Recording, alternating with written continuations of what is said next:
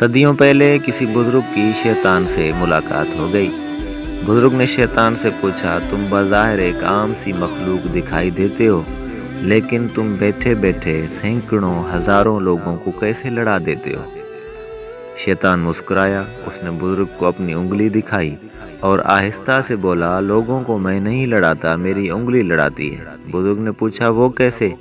شیطان نے کہا، اب میرے ساتھ ذرا بازار تک چلیے۔ بزرگ اس کے ساتھ چل پڑے۔ شیطان انہیں ایک حلوائی کی دکان پر لے گیا۔ اس نے بزرگ کو ایک سائیڈ پر کھڑا کیا، حلوائی کے شیرے والی کڑاہی میں انگلی ڈبوئی اور یہ انگلی سامنے دیوار پر لگا دی۔ دیوار پر شیرے کا دھبا سا بن گیا۔ بزرگ نے دیکھا، چند ہی لمحوں میں شیرے کے دھبے پر مکھیاں جمع ہو گئیں۔ دیوار کے دوسرے کونے پر ایک چھپکلی بیٹھی تھی۔ چھپکلی نے مکھیاں دیکھیں تو ان کی طرف لپکی۔ حلوائی کے اسٹول کے نیچے ایک بلی تھی۔ بلی نے چھپکلی دیکھی تو وہ اسٹول کے نیچے سے نکلی اور اس نے چھپکلی پر جمپ لگا دیا۔ اس دوران بازار سے ایک وزیر کا نوکر کتا لے کر گزر رہا تھا۔ کتے نے بلی دیکھی تو اس نے رسی چھڑا کر بلی پر حملہ کر دیا۔ بلی دکان کے اندر بھاگ گئی، لیکن کتا مٹھائی پر چڑھ گیا اور اس نے ساری مٹھائی خراب کر دی۔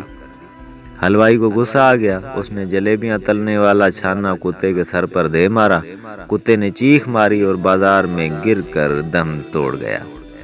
وزیر کا نوکر بھاگتا ہوا آیا۔ اس نے حلوائی کے گریبان سے پکڑا اور اسے بازار سے نکال کر مارنے لگا۔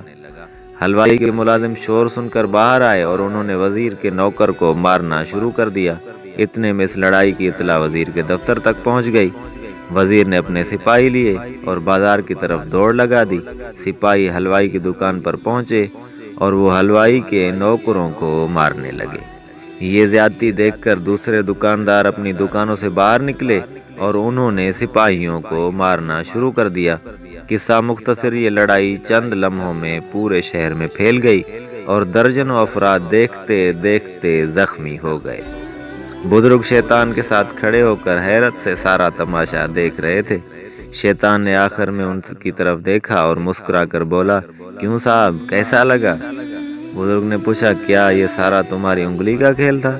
شیطان نے کہکا لگایا اور بولا، نہیں، یہ سارا غصے، منافقت، حسد، انتقام کا کھیل تھا۔